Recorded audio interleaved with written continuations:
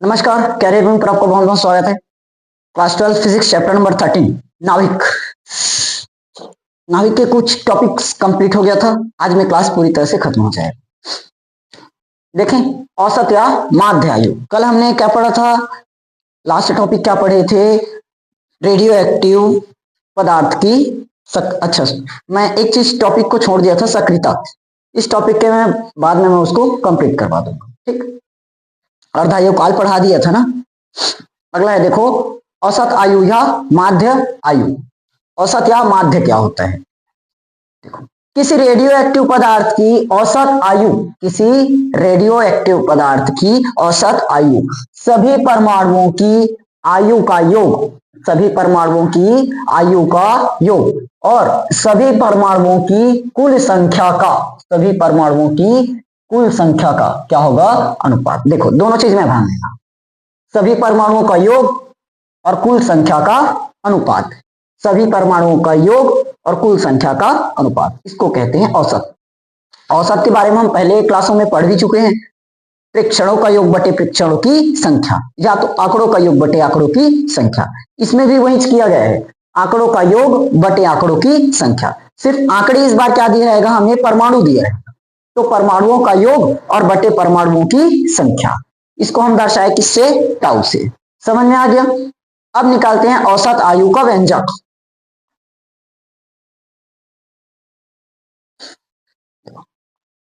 मान लेते हैं, माना t इज इक्वल टू 0 पर, t इज इक्वल टू 0 पर जो परमाणुओं की संख्या है, परमाणुओं की संख्या, इसको मान लेते हैं n naught. t is equal to 0 पर परमाणुओं की संख्या क्या है? n naught. इसको मैं 6 या जब पढ़ाया था वहां बताया भी था। t इज इक्वल टू 0 पर परमाणुओं की संख्या क्या होगी? n not. तथा t क्षण पर, t क्षण पर परमाणुओं की संख्या, t क्षण पर यानी कि t समय पश्चात परमाणुओं की संख्या क्या हो जाती है? n हो जाती है। समझ में आया? सिर्फ हमने क्या मान दिया? t इज इक्वल टू 0 पर परमाणुओं की संख्या क्या है? n not. और t समय पश्चात परमाणुओं की संख्या क्या हो गई? n हो गई। समझ में आया?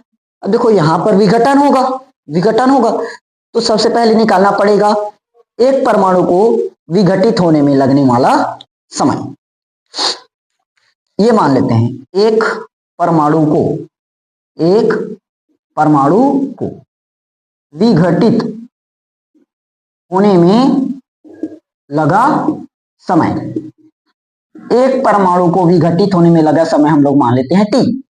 ठीक, माना एक परमाणु को विघटित होने में लगा समय क्या है? t। अब बताओ कुल परमाणु क्या होना चाहिए? t इज इक्वल टू 0 पर, t इज इक्वल टू 0 पर परमाणु की संख्या कितना है? n not. और t समय पश्चात परमाणुओं की संख्या क्या है? n। तो कुल परमाणु क्या होना चाहिए? dn टोटल होगा। कुल परमाणु क्या होगा हमारे पास? dn। कुल परमाणु, समझ में आया? तो dn, एक परमाणु को विघटित होने में कितना समय लगा? t। तो dn टोटल परमाणु है, तो dn परमाणु को विघटित होने में लगा समय क्या होगा? क्या होगा? लगा समय,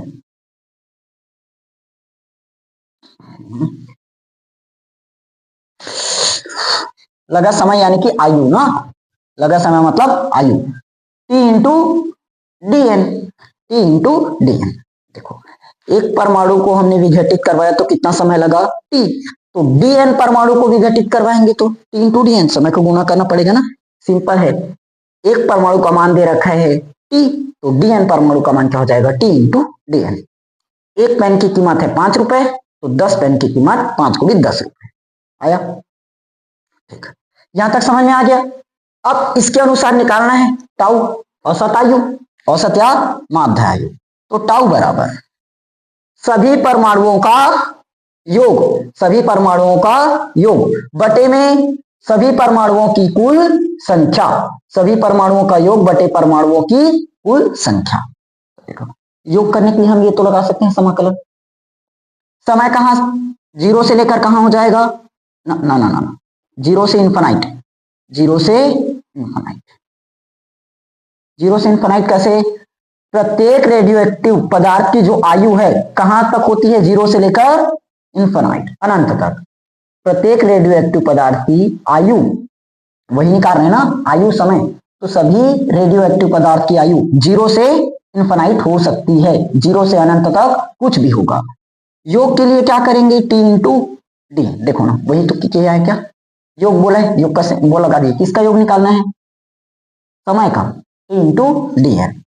डिवाइड में क्या हो जाएगा हमारा, एन नॉट, डिवाइड में क्या होगा, देखो यहां से अब थोड़ा सा सॉल्व करना बचा, समाकलन का, ये समाकलन ऊपर बस में है ना, नीचे मत समझना, नीचे मत समझ,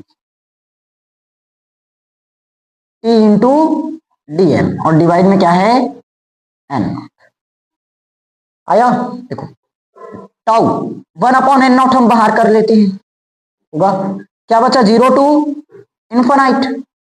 अब देखो यहां पर ध्यान से, हम लोग समाकलन किसके सापेक्ष कर रहे हैं, समाकलन हो रहा है हमारा n के सापेक्ष, और यहाँ फलन दे रखा है t का, तो ये तो हो नहीं पाएगा, t कांस्टेंट बन जाएगा, वैसे में तो t कांस्टेंट हो जाएगा, लेकिन हम लोग ये तो जानते हैं, एक मिनट में इसको लिख देता हूँ, t इंटू n, समाकलन कर रहे हैं n के सापेक्ष और फलन दे रखा है t का, तो ऐसे तो हो नहीं सकता, ये कंडीशन तो हम जानते हैं, चूंकि dn divided by dt, dn divided by dt बराबर लैम्डा इंटू n, वो भी माइनस का, माइनस आया था ना, अगर हम सिर्फ इसका परिमाण ले ले, क्या चीज, परिमाण, परिमाण मतलब मॉड से निकालते हो, परिमाण मतलब मॉड निकालना, तो ये क्या हो जाएगा, माइनस हट जाएगा, प्लस में आ जाएगा, क्यों, मॉड का काम ही यही है, अंदर में अगर कोई फलन माइनस में है तो उसको बाहर निकाल कर क्या कर देता है, प्लस कर देगा, समझ में आया हमने ऐसा क्यों किया।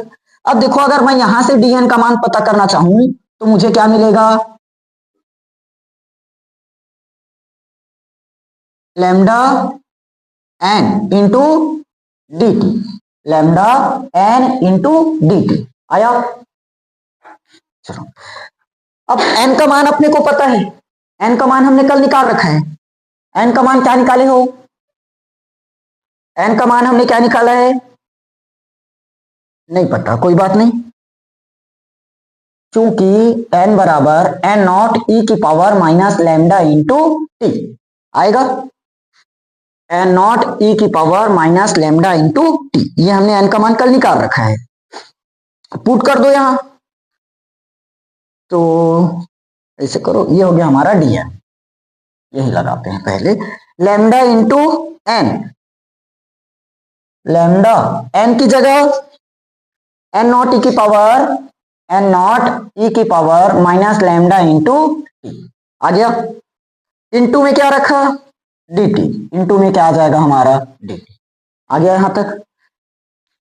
अब देखो यहां पर पुट कर सकते हैं सीधा, टाउ बराबर, इसको एक कोई इक्वेशन फर्स्ट मान ले रहा हूं, इक्वेशन फर्स्ट से, इक्वेशन फर्स्ट से टाउ है तो हमने लगाया टाउ का टाउ, 1/n नॉट है तो 1/n नॉट, समाकलन zero to infinite T into D N, तो टी का टी, डी एन को हमने पूरा बदल दिया, देखो अब पूरा का पूरा फंक्शन किसमें चेंज हो गया, टी में, अब समाकलन संभव है, अब समाकलन किसके सापेक्ष हो रहा है, टी के सापेक्ष, और फलन भी दे रखा है टी का, तो समाकलन संभव है, लैम्डा एन नॉट ई की power minus lambda into T into D T, ठीक, अब जो कांस्टेंट बनेगा उसको बाहर कर देंगे, देखो एन नॉट से एन नॉट को काट देंगे बाहर निकाल कर, होगा एन नॉट से एन नॉट कटेगा ही, क्या बचा,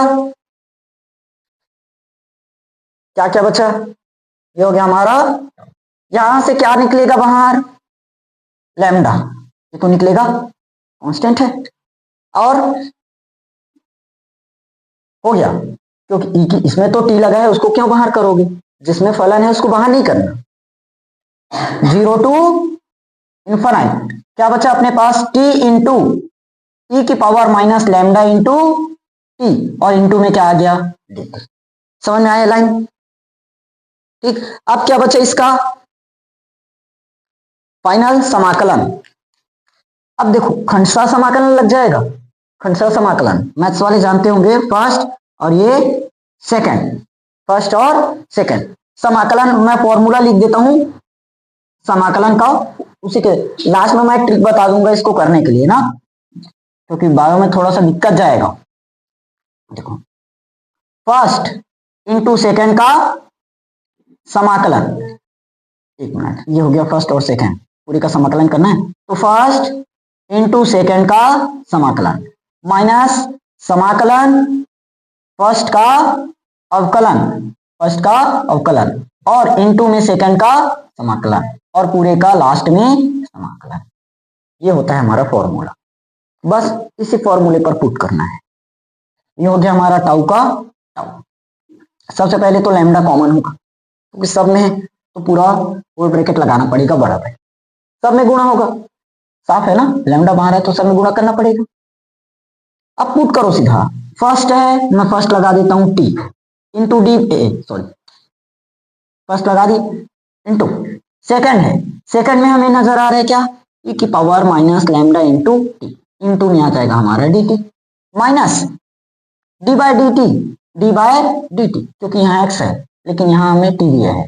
फर्स्ट लगाओ, फर्स्ट में हमें क्या नजर आया टी इंटू सेकंड, सेकंड में क्या है ई की power minus lambda into T और इंटू में क्या आ गया डी टी, इंटू में क्या आ गया डी टी, आ गया यहां तक।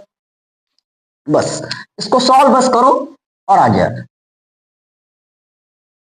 चलो देखते हैं, ये हो गया हमारा लैम्डा।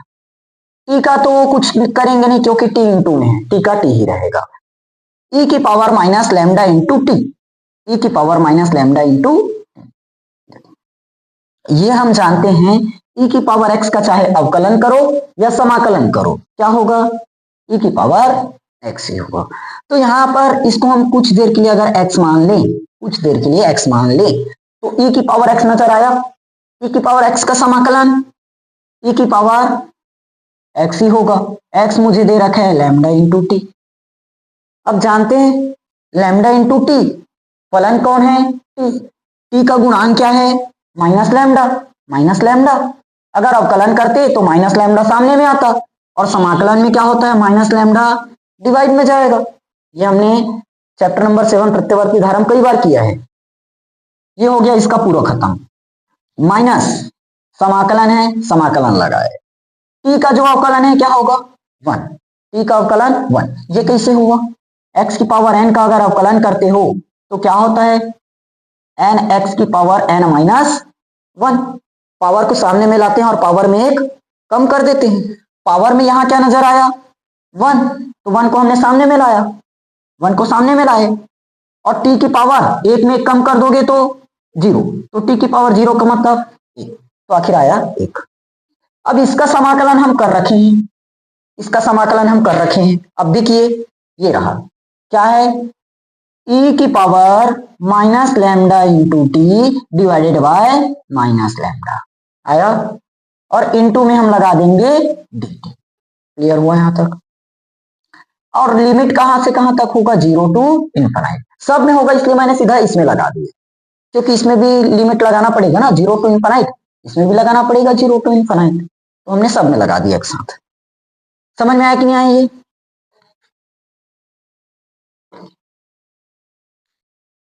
अब देखो यहां से सबसे पहले लैम्डा को काट दे एक में, ऐसे करो, नहीं लास्ट में काटेंगे, इसको मैं कहां बताऊं, यहां बताता हूं।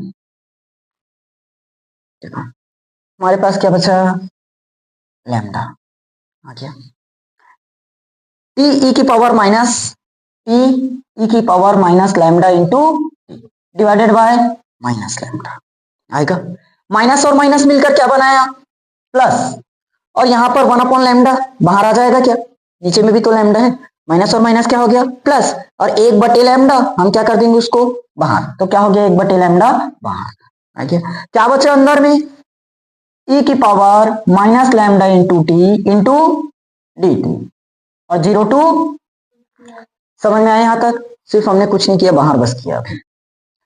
अब देखो इसका समाकलन एक मिनट, इसका समाकलन किए ये आया ना, हाँ भी इसका समाकलन बचा है। इसका समाकलन कर चुके हैं, इसका समाकलन कर चुके हैं। फिर से मैं डबल ट्रिपल कर रहा हूं क्या? ये ठीक आया, यहां से हमने किए तो ये आया, अभी इसका तो बचा है, ठीक तो है। बराबर में लैम्डा क्या बचा? टी ई की power minus lambda into T, और डिवाइडेड में हमारे पास आ गया माइनस लैम्डा प्लस 1/, इसको सॉल्व करोगे फिर से क्या मिलेगा? ई की power minus lambda divided by minus lambda और 0 to 1/8। समझ में आया कि नहीं यहां तक? क्लियर हुआ कैसे कैसे हुआ? अब देखो माइनस और प्लस क्या होगा?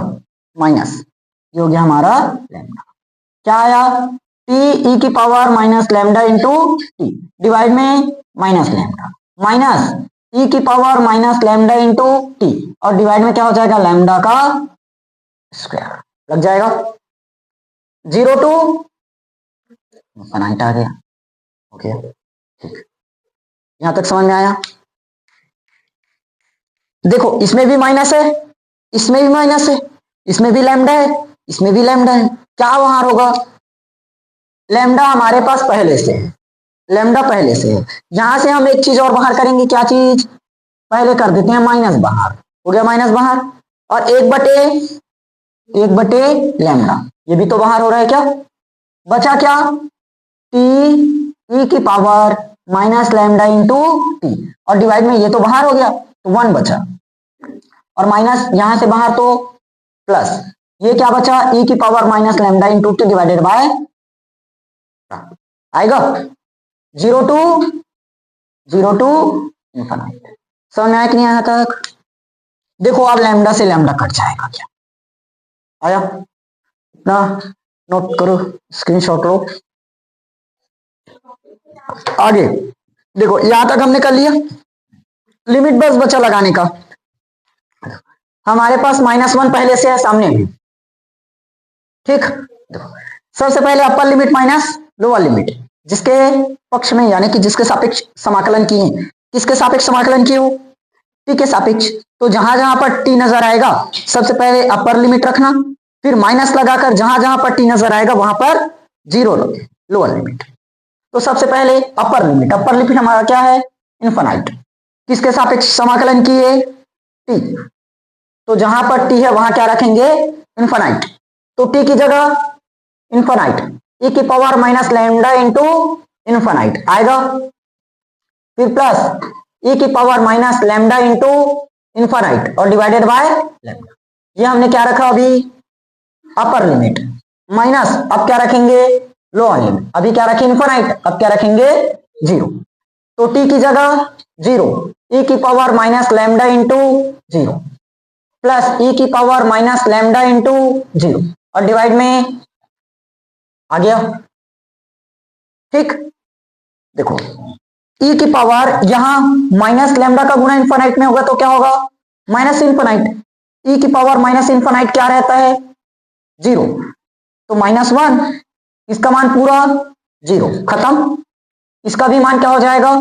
0, 0/0, सॉरी 0/लैम्डा मतलब 0 आया। लगा क्या? माइनस 0, इसका मान तो 1 आएगा। ई की पावर 0 और किसी की पावर 0 हो क्या आता है? अब भी बताया था, किसी की पावर में 0 मतलब 1। तो ई की पावर 0 मतलब 1, लेकिन सामने में किसका गुणा है? 0 का। देखो ना, टी, ये टी इंटू ई की पावर है ना, तो टी इंटू ई तो क्या आएगा? 0, क्योंकि 0 का गुणा होगा मतलब 0। तो क्या बचा हमारे पास? सिर्फ लास्ट वाला फलन, ई की power minus lambda into 0, e की पावर 0 बटे लैम्डा, माइनस माइनस मिलकर प्लस, ई की पावर 0 मतलब 1 और बटे में लैम्डा आ गया। इससे क्या पता चला? ये क्या चीज है हमारा? औसत या माध्य आयु। औसत या माध्य आयु किसका व्युत्क्रम है? 6 नियतांक। लास्ट में लिख लेना। अतः किसी रेडियो एक्टिव पदार्थ की औसत या माध्य आयु, रेडियो एक्टिव पदार्थ की औसत या माध्य आयु उसके 6 नियतांक के व्युत्क्रम होती है, ठीक। एक छोटा सा टॉपिक है, इसको खत्म कर लो। देखो, अर्धायु, अर्धायु पढ़ाया था, अर्ध आयु और अभी क्या जाने, औसत आयु। अर्ध आयु और औसत आयु दोनों में संबंध पेपर में वैसे पूछा नहीं जाएगा, लेकिन ऐसी पता रहना चाहिए ना। अर्ध आयु और औसत आयु में संबंध। देखो, अर्ध आयु हमने निकाला था टी हाफ, अर्ध आयु T half 0.693 divided by lambda, और औसत आयु क्या निकला है 1/लैम्डा। अगर मैं यहां से लैम्डा का मान पता करूं 1/टाउ पता चलेगा, पुट कर दो, टी हाफ क्या मिलेगा 0.693 और डिवाइडेड बाय 1/टाउ, ऊपर नीचे करोगे ये ऊपर जाएगा, तो टी हाफ क्या मिला टाउ 0.693 आया। इससे क्या पता चला, क्या पता चला, टी हाफ क्या है हमारा अर्धायु, टी हाफ क्या है अर्धायु। अर्ध आयु औसत आयु का 0.693 गुना होता है। अर्ध आयु औसत आयु का मतलब गुणा, बीच में गुणा है।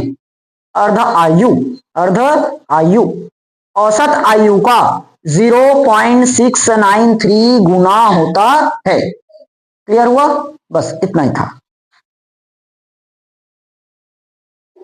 चलो देखो, अगला टॉपिक है रेडियो एक्टिव पदार्थ की सक्रियता। इसको क्षय नियतांक और अर्धायु काल जहां पढ़ाया था उसके बाद पढ़ाना था, छूट गया था। रेडियो एक्टिव पदार्थ की सक्रियता, रेडियो एक्टिव पदार्थ की सक्रियता उसके क्षय नियतांक की दर होती है। उसको वापस लिख लेना, मैं नहीं लिखा हूं। रेडियो एक्टिव पदार्थ की सक्रियता उसके क्षय नियतांक के क्या होती है दर। समझ में आया, रेडियो एक्टिव पदार्थ की सक्रियता क्षय नियतांक की क्या होगी दर, यानी कि आर माइनस का D N divided by D T. पढ़ रखें, सॉल्व करो सीधा। आर माइनस का डी डिवाइडेड बाय एन का मान पता है, अब याद हो जाना चाहिए, एन नॉट ई की पावर माइनस लैम्डा इंटू आएगा। जितना कांस्टेंट है उसको क्या करेंगे बाहर। तो देखो, सबसे पहले तो माइनस है, माइनस लगाए। अब इस बार अवकलन हो रहा है, समाकलन नहीं। एन नॉट कांस्टेंट है, एन नॉट आएगा बाहर, एन नॉट बाहर, ई की power minus lambda into T. अब बताया था ई की पावर एक्स का चाहे अवकलन करो या समाकलन, क्या होगा ई की पावर एक्स ही होगा। ठीक, ये हो गया माइनस का एन नॉट, ई की पावर एक्स का अवकलन ई की पावर माइनस एक्स होगा। फिर समाकलन में जो फलन का गुणांक रहता है डिवाइड में जाएगा और अवकलन में क्या होगा इनटू में आएगा। तो किसके सापेक्ष हो रहा है अवकलन टी, तो टी का गुणांक क्या है माइनस लैम्डा। अवकलन कर रहे हो तो माइनस लैम्डा क्या होगा इनटू में आएगा, तो माइनस माइनस मिलकर बन गया प्लस एन नॉट ई की पावर माइनस लैम्डा और इंटू। समझ में आया कि नहीं आया, क्लियर। ये क्या आया हमारा आर। तो आर अगर मैं बाकी सबको नियतांक मान दूं तो आर प्रोपोर्शनल एन नॉट क्या मिलेगा, कैसे बदलेगा,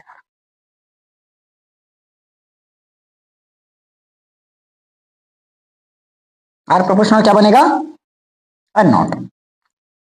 इसको कांस्टेंट मान दो, कांस्टेंट हटेगा तो क्या लगेगा प्रोपोर्शनल, तो आर प्रोपोर्शनल एन नॉट आया। तो क्या लिख सकते हो, रेडियो एक्टिव पदार्थ की सक्रियता उसमें उपस्थित परमाणुओं की संख्या की क्या होगी अनुक्रमानुपाती होता है। समझ में आया। यहां तो एन नॉट को मैंने गलत मान दिया है यार, ना थोड़ा सा रुकना ना, अभी सोच।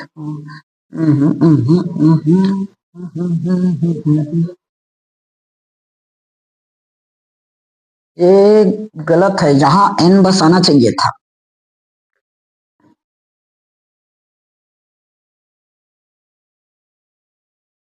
ऐसे करो, एक मिनट यहां से थोड़ा सा सुधारो।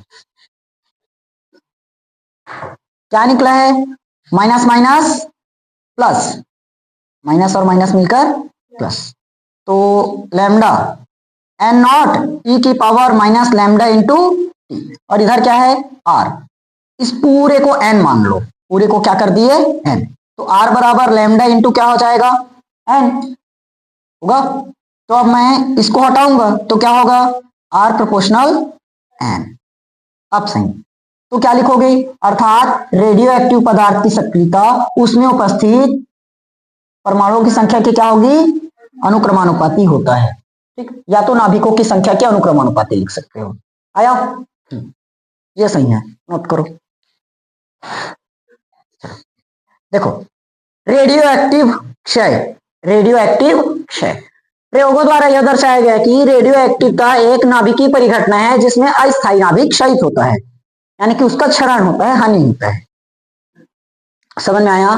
प्रयोगों द्वारा यह दर्शाया गया कि रेडियो एक्टिवता एक नाभिकीय परिघटना है जिसमें एक अस्थायी नाभिक क्या होता है क्षयित। जो नाभिक स्थायी नहीं रह सकता वही नाभिक क्या होगा क्षयित होगा, यानी क्षय होगा। जो नाभिक स्थायी है उसका क्षरण पॉसिबल नहीं है। समझ में आया। देखो, ये तीन प्रकार का पाया जाएगा, अल्फा क्षय, बीटा क्षय और गामा क्षय। अल्फा क्षय, बीटा क्षय और गामा क्षय।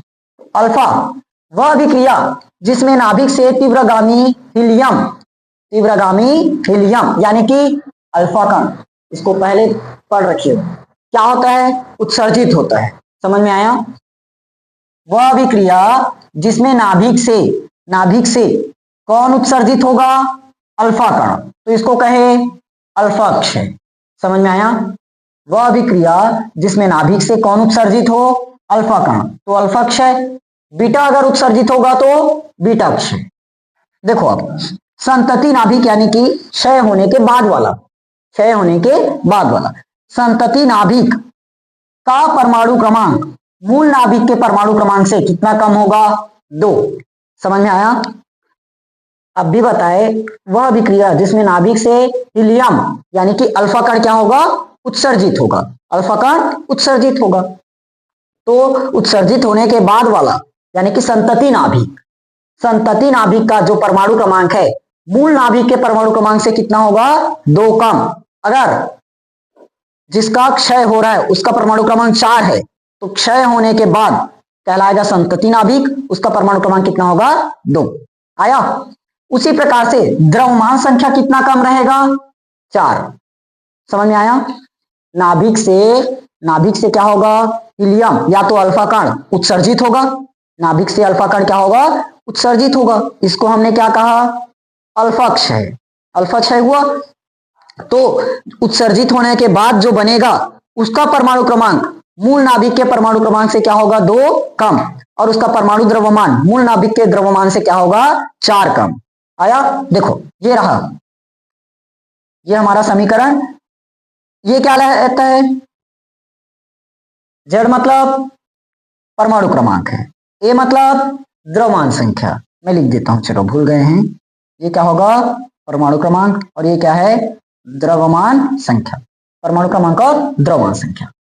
परमाणु क्रमांक कितना कम होगा बोले हैं 2 कम। देखो ये हुआ हमारा नाभिक, इससे क्या होगा अल्फा कण उत्सर्जित, अल्फा कण उत्सर्जित। तो बना वो क्या होगा संतति नाभिक। क्या होगा सर, ये क्या है मूल, ये क्या है मूल नाभिक और ये क्या है संतति नाभिक। तो मूल नाभिक का परमाणु क्रमांक जेड है, संतति नाभिक का परमाणु क्रमांक क्या होना चाहिए जेड से 2 कम, तो 2 कम है। और परमाणु द्रव्यमान यानी कि परमाणु भार, जो द्रव्यमान संख्या कितना कम होगा 4, तो ए से कितना कम 4। आया। ठीक, क्या उत्सर्जित हुआ हीलियम यानी कि अल्फा कण 2 और 4, और प्लस क्यू उत्सर्जित होगा यानी कि ऊर्जा तो निकलेगा ही। समझ में आया। ये नहीं बदलेगा, इसको बदलना मत। एग्जाम्पल करते हैं, एग्जाम्पल जैसे यूरेनियम का परमाणु क्रमांक जानते हो यूरेनियम, यूरेनियम नहीं पढ़े हो, कितना होता है 92, कितना होगा 92। उसका परमाणु भार कितना होता है 238, 238 होगा क्षय तो क्या मिलेगा, यूरेनियम से क्या बनता है नहीं जानते। देखो यहां पर उसका जो परमाणु क्रमांक कितना है, जो संतति नाभिक है उसका परमाणु क्रमांक कितना होना चाहिए, 2 कम। 2 कम मतलब 92 से, और द्रव्यमान संख्या कितना कम होना चाहिए, तो 238 से 238, ठीक। प्लस ये तो वहीं का वहीं रहेगा, 2 और 4, प्लस में क्या होगा, क्यू, ऊर्जा उत्सर्जित होगा। समझ में आया कि नहीं आया। अगर किसी नाभिक से अल्फा कण उत्सर्जित हो रहा है मतलब उसको कहेंगे अल्फा 6, और जो उत्सर्जित होने के बाद आएगा यानी कि संतति नाभिक, उसका परमाणु क्रमांक मूल नाभिक के परमाणु क्रमांक से 2 कम होगा, और द्रव्यमान संख्या मूल नाभिक के द्रव्यमान संख्या से 4 कम होगा, ठीक। उसके बाद आएगा बीटा क्षय। बीटा क्षय में क्या होगा, वह अभिक्रिया जिसमें नाभिक से, वह अभिक्रिया जिसमें नाभिक से एक इलेक्ट्रॉन अथवा एक पॉजिट्रॉन, समझ में आया। बीटा क्षय मतलब एक इलेक्ट्रॉन निकलेगा या एक पॉजिट्रॉन निकलेगा। अल्फा कण की जगह सिर्फ आ गया इलेक्ट्रॉन या पॉजिट्रॉन। अगर ये उत्सर्जित हो रहा है तो वो क्या होगा, बीटा क्षय कहलाएगा। क्या कहलाएगा, बीटा क्षय। इसमें हमने जाना था नाभिक का परमाणु क्रमांक क्या होता है, मूल नाभिक के परमाणु क्रमांक से 2 कम और इसका 4 कम, तो इसमें थोड़ा सा अलग होगा। इलेक्ट्रॉन के स्वतः उत्सर्जन के साथ एक एंटी न्यूट्रिनो, इलेक्ट्रॉन के स्वतः उत्सर्जन के साथ एक एंटी न्यूट्रिनो, इसको हम दर्शाएंगे नू से और वेक्टर लगा देना। पॉजिट्रॉन न्यूट्रिनो का उत्सर्जन अगर हो रहा है तो क्या लगाएंगे, नू, बस आया। अगर इलेक्ट्रॉन का उत्सर्जन हो रहा है तो एंटी न्यूट्रिनो, इसको हम दर्शाएंगे किससे, नू वेक्टर। पॉजिट्रॉन का अगर उत्सर्जित हो रहा है तो न्यूट्रिनो, और इसको दर्शाएंगे नू से। समझ में आया, क्योंकि इसमें 2 प्रकार से उत्सर्जित हो रहा है। एक उत्सर्जित कौन कर रहा है, इलेक्ट्रॉन, और एक उत्सर्जित क्या हो रहा है, पॉजिट्रॉन। इलेक्ट्रॉन और पॉजिट्रॉन, इलेक्ट्रॉन और पॉजिट्रॉन। अगर इलेक्ट्रॉन उत्सर्जित होगा उसको बोलेंगे एंटी न्यूट्रिनो, पॉजिट्रॉन के साथ हो रहा है तो न्यूट्रिनो। आया, देखो बीटा माइनस या तो इलेक्ट्रॉन, अभी बताया ना इलेक्ट्रॉन, ये क्या कहलाएगा,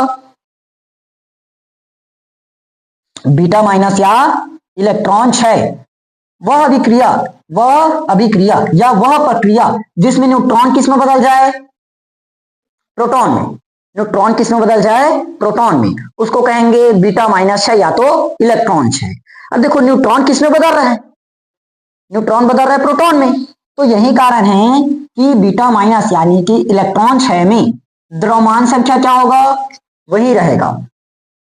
द्रव्यमान संख्या क्या होगा, वही, लेकिन Z बढ़ जाता है। Z मतलब परमाणु क्रमांक क्या होगा, 1 बढ़ जाएगा। कारण देखो न्यूट्रॉन से क्या बना रहा है, प्रोटॉन। न्यूट्रॉन बदल किस में रहा है, प्रोटॉन में, तो साफ है प्रोटॉन बढ़ना चाहिए, द्रव्यमान संख्या तो वही होगा, प्रोटॉन बढ़ना चाहिए। प्रोटॉन का मतलब परमाणु क्रमांक, आया, प्रोटॉन मतलब परमाणु क्रमांक, तो Z बढ़ेगा। क्लियर हुआ। तो देखो न्यूट्रॉन किस में बदला है, प्रोटॉन में। न्यूट्रॉन किस में बदला, प्रोटॉन में। ये हो गया हमारा प्रोटॉन, और ये क्या हो गया, द्रव्यमान संख्या कितना बढ़ गया, 1 बढ़ गया, और द्रव्यमान संख्या वही का वही है। द्रव्यमान संख्या क्या है, वही का वही है। क्लियर। और ये हो गया हमारा बीटा माइनस यानी कि इलेक्ट्रॉन क्षय, और ये दर्शाए एंटी न्यूट्रिनो यानी कि न्यू वेक्टर्स। समझ में आया लाइन। एग्जाम्पल ये रहा, देख सकते हो 15 से कितना हो गया, 16 हो गया, और बाकी दोनों तो अपनी जगह पर रहेगा, नहीं बदलेगा। अब देखो हमने अभी क्या जाना, इलेक्ट्रॉन क्षय, अब पॉजिट्रॉन क्षय। अभी ये किसमें बदला, न्यूट्रॉन से प्रोटॉन, न्यूट्रॉन से किसमें, प्रोटॉन। तो यहां पर कौन बदलेगा, प्रोटॉन से न्यूट्रॉन। अब प्रोटॉन से कहां जा रहा है, न्यूट्रॉन की ओर, प्रोटॉन से न्यूट्रॉन, तो प्रोटॉन घटना चाहिए कि बढ़ना चाहिए, इसमें न्यूट्रॉन से प्रोटॉन की ओर आया तो प्रोटॉन बढ़ा। अब इसमें प्रोटॉन से न्यूट्रॉन की ओर जा रहा है, मतलब वो क्या होगा, घटेगा। तो साफ है कितना कम होगा, 1 कम होगा। ये रहा, समझ में आया कि नहीं आया। इसका एग्जांपल लिखोगे, सोडियम दर्शा लेना, सोडियम का परमाणु क्रमांक नहीं जानते उसको लिख लेना, ठीक। गामा क्षय बस को लिखा देता हूं, हो गया। लास्ट टॉपिक बचा गामाक्षय। देखो गामाक्षय क्या होगा, जब भी कोई नाभिक अल्फा या बीटा कणों के द्वारा क्या होगा, उत्सर्जित होगा। जब भी कोई नाभिक अल्फा या बीटा कणों द्वारा उत्सर्जित होगा तो वह उत्तेजित अवस्था में आ जाएगा। समझ में आया? अगर कोई नाभिक अल्फा कण या बीटा कण के द्वारा उत्सर्जित हो रहा है तो वो क्या होगा, उत्तेजित अवस्था में आ जाएगा। अब उत्तेजित अवस्था से मूल अवस्था में आने के लिए, समझ में आया? उत्तेजित अवस्था में पहुंच गया, क्यों पहुंचा, अल्फा कण या बीटा कण के द्वारा क्या हुआ है, उत्सर्जित, उत्तेजित अवस्था में पहुंचा। उत्तेजित अवस्था से उसको कहां आना है, मूल अवस्था में। तो उत्तेजित अवस्था से मूल अवस्था में आने के लिए नाभिक क्या करता है, दोनों स्तरों के अंतर के समान क्या करेगा, फोटोन उत्सर्जित करेगा। इसी को हमने क्या कहा, गामाक्षय। ठीक, क्लियर हुआ? कोई भी नाभिक है अगर अल्फा कण या बीटा कण के द्वारा उत्सर्जित हो रहा है तो उत्सर्जित होगा, मतलब वो क्या होगा, उत्तेजित अवस्था में चले जाएगा। उत्तेजित अवस्था से उसको कहां पर आना है, मूल अवस्था में। तो उत्तेजित अवस्था और मूल अवस्था दोनों स्तरों के अंतर वाला ऊर्जा, दोनों स्तरों के अंतर वाले ऊर्जा के समान ही, दोनों स्तरों के अंतर वाले ऊर्जा के समान ही एक क्या करेगा, फोटोन भी उत्सर्जित करेगा। फोटोन उत्सर्जित करेगा, उसी को हमने क्या कहा, गामाक्षय। समझ में आ गया थ्योरी? ठीक, बस एक काम दे रहा हूं, अब घर से करके आना। अल्फा, बीटा और गामा तीनों चीज पढ़ लिए, अल्फा बीटा और गामा। इसमें तुलना करके आना, अंतर, इसकी तुलना करके बताओगे कि कौन कौन क्या क्या हुआ। ठीक, बस हो गया ये चैप्टर फिनिश।